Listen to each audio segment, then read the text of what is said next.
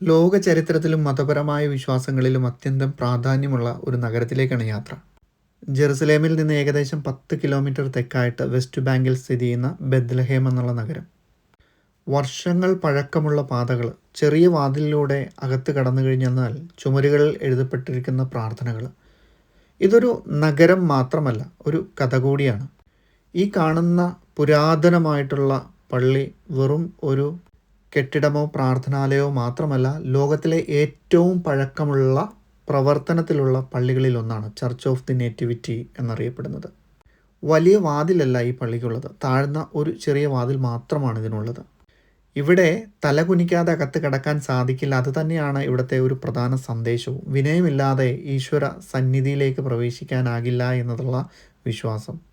ഈ പള്ളിയുടെ ഉള്ളിലൂടെ താഴേട്ട് ഇറങ്ങുമ്പോഴത്തേക്ക് ഒരു ചെറിയ ഗുഹ കാണാം നമുക്ക്. ഇവിടെയാണ് ഈ ലോകത്തെ മാറ്റിയ ഒരു ശിശു പുല്ലുകൊണ്ട് ഒരുക്കിയ ഒരു തൊട്ടിലിൽ ജനിച്ചതായി വിശ്വസിക്കുന്നത്.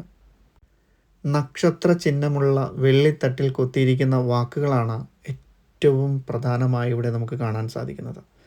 Here Jesus Christ was born of the virgin Mary. ഇവിടെ വാക്കുകൾക്കധികം അർത്ഥമില്ല. നിശബ്ദത തന്നെ പ്രാർത്ഥനയാകുന്ന ഒരു സ്ഥലമാണിത്. പള്ളിയുടെ അൾത്താരയുടെ താഴ്ത്തുവശത്തായിട്ട് കാണുന്ന ഈ ചെറിയ ഗുഹയ്ക്കുള്ളിലാണ് ജീസസ് ജനിച്ചതായിട്ട് വിശ്വസിക്കുന്നത്. ഇന്ന് ബെത്ലഹേം ക്രിസ്ത്യാനികളും അതുപോലെ തന്നെ മുസ്ലിങ്ങളും ഒന്നിച്ച് ജീവിക്കുന്ന ഒരു നഗരമാണ്. ചെറിയ കുട്ടികളുടെ ചിരി, മണിപ്പള്ളിയുടെ മണിനാദം, ദൂരെ നിന്ന് കേൾക്കുന്ന പ്രാർത്ഥനാ ശബ്ദങ്ങൾ, വേദനകളും പ്രതീക്ഷകളും ഒരുമിച്ച് നിലനിൽക്കുന്ന ഭൂമി. അതാണ് ഇന്നത്തെ ബെത്ലഹേം. ബെത്ലഹേം ഒരു സ്ഥലം മാത്രമല്ല, അതൊരു അവസ്ഥയാണ്.